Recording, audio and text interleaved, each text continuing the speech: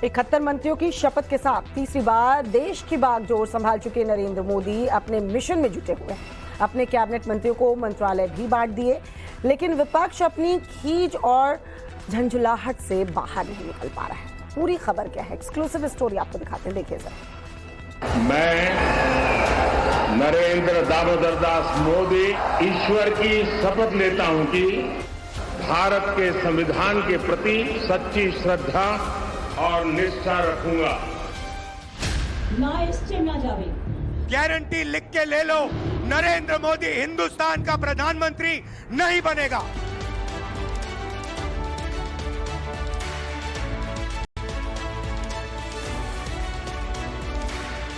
सरकारें जब खुश करके बनाई जाती हैं तो कोई और खुश कर देगा तो उधर चले जाते हैं लोग।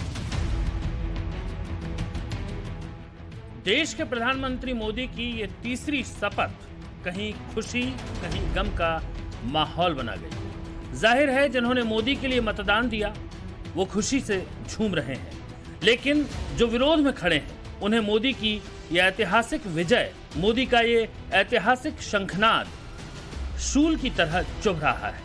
ये चुभन इतनी दर्दनाक है कि तकरीबन 37 पार्टियों को मिलाकर बनाया गया कुनबा शपथ के शोक में है। जब मोदी शपथ ले रहे थे, सबसे हैरान करने वाली खबर पश्चिम बंगाल के मुख्यमंत्री ममता बनर्जी के पास से आई।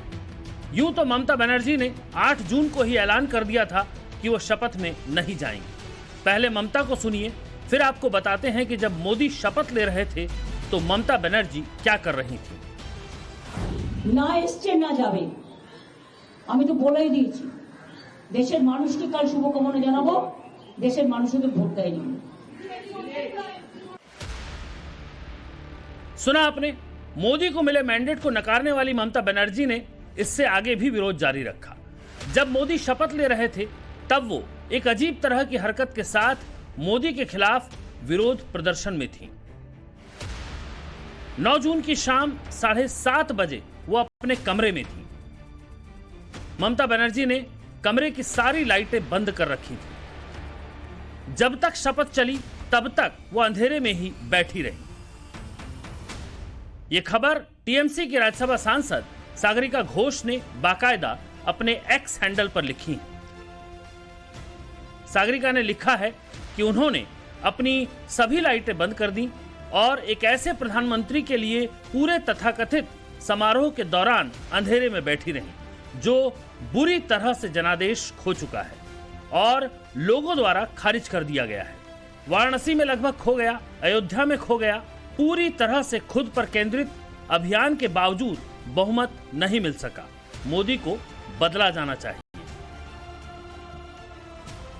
सागरिका के इस ट्वीट पर लोग प्रतिक्रिया दे रहे हैं और पूछ रहे हैं कि जब ममता बनर्जी विधानसभा चुनाव में शुभेंदु अधिकारी से हार गई थी तब तो वो बैकडोर से एंट्री मारकर सीएम बन गई।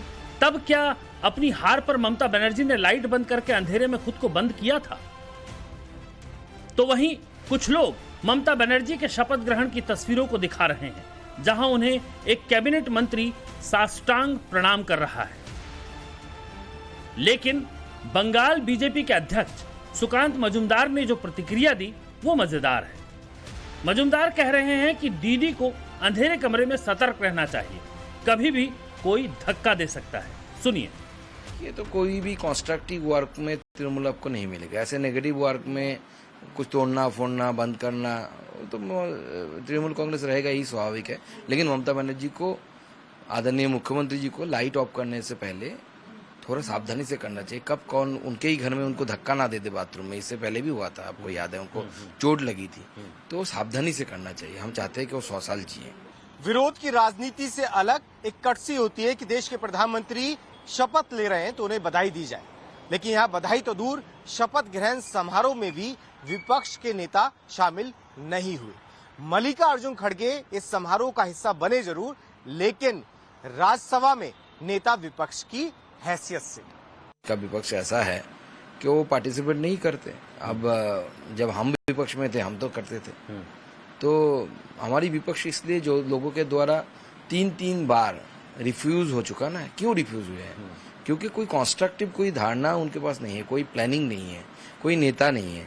सिर्फ मोदी को हटाना है। मोदी को हटाएंगे ठीक है, लेकिन क्या है आपके पास, क्या है पिटाने में, क्या है? 8,000 महीने का, 1 लाख साल का तो दे दो। दे तो नहीं पा रहे अभी, सरकार में आते फिर भी नहीं दे पाते। राहुल गांधी ने भरे मंच से जो गारंटी दी थी वो गारंटी अब फेल हो चुकी है। फिर चाहे वो वादों की गारंटी हो या नरेंद्र मोदी के पीएम ना बनने की गारंटी। आप गारंटी लिख के ले लो, नरेंद्र मोदी हिंदुस्तान का प्रधानमंत्री नहीं बनेगा। बात खत्म हो गई है, मीडिया वाले नहीं बताएंगे, मगर याद रखो कोरोना के बारे में मैंने कहा था, याद रखो नरेंद्र मोदी हिंदुस्तान का प्रधानमंत्री नहीं बनने वाला है।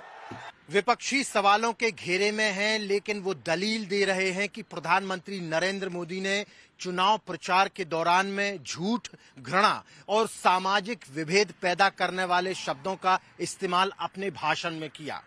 उन्होंने विपक्षी पार्टियों और उनके नेताओं के खिलाफ अनर्गल और अपमानजनक टिप्पणियां की, जो कि प्रधानमंत्री के पद की गरिमा के खिलाफ है। The people's mandate has given befitting reply to the BJP and their politics of hate, corruption and deprivation. This is a mandate in defense of the Constitution of India and against price rise, unemployment and crony capitalism, and also to save democracy. The India bloc will continue to fight against the fascist rule of the BJP led by Modi. विपक्ष के आरोप जो हो, लेकिन विपक्ष ने भी मोदी पर हमला करने में कोई कसर नहीं छोड़ी थी। लेकिन आरोप लगाने वाले अपने गिरेबान में कहां झांकते हैं?